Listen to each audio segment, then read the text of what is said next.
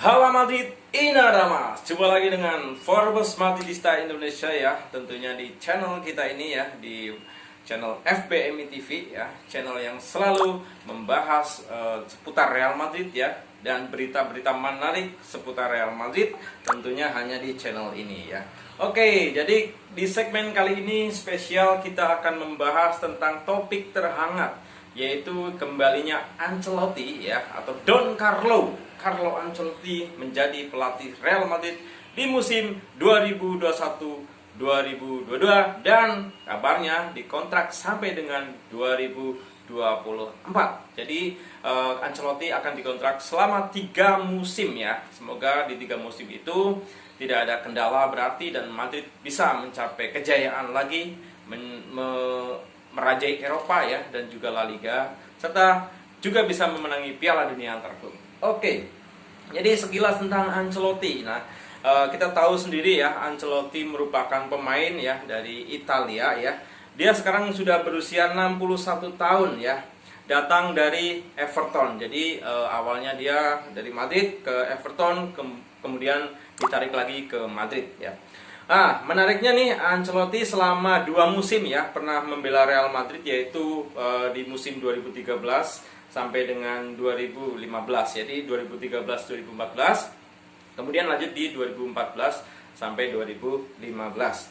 Dan menjadi pelatih yang meraih gelar ke-10 Champions untuk Real Madrid. Jadi gelar namanya gelar Decima gitu ya. Kemudian saat menjadi pelatih ya, kemudian dia merajai Eropa ya, 12 tahun kemudian setelah kita memenangi Atletico di Lisbon gitu ya. Jadi kita puasa Champions selama 12 tahun, kemudian datangnya Ancelotti, kita bisa merajai kembali di UCL yang ke-10 atau gelar Decima.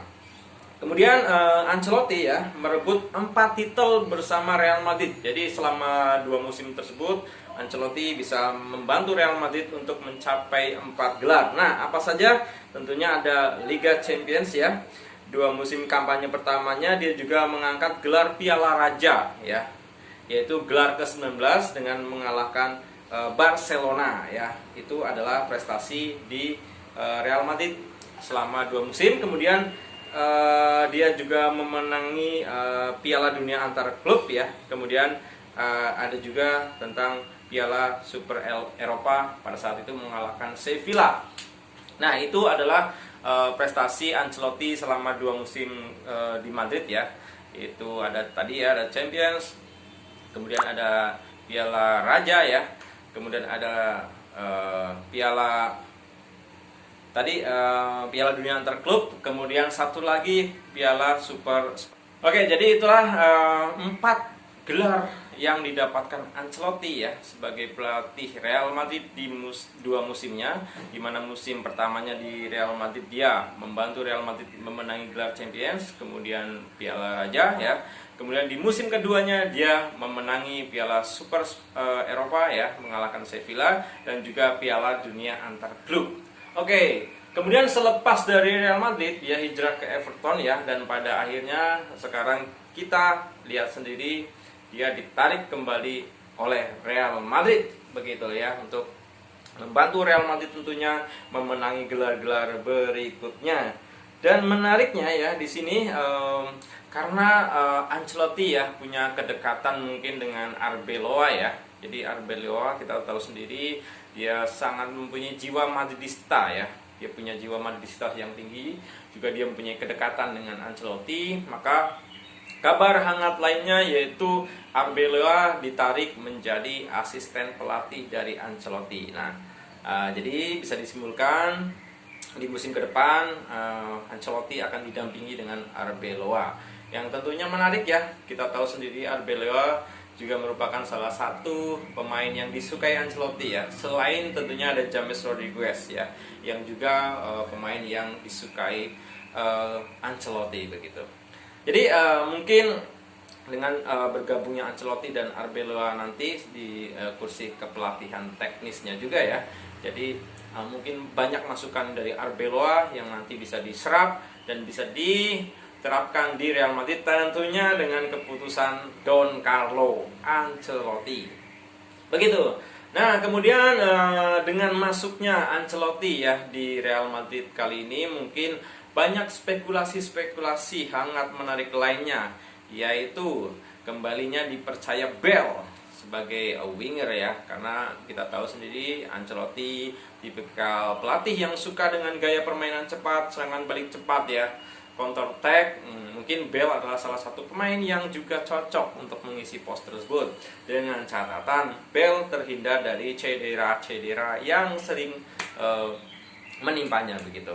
Dan kemudian Madridista banyak yang berspekulasi juga bahwa dengan kembalinya Ancelotti mungkin dia akan membawa James Rodriguez ya, tapi itu sebenarnya ada kemungkinan ya, tapi mungkin kecil ya. Kenapa? Karena James Rodriguez performanya belum terlalu bagus ya di Everton musim ini ya, tidak sebagus pada saat musim-musim sebelumnya, jadi agak kecil peluangnya, tapi ada juga peluangnya begitu ya.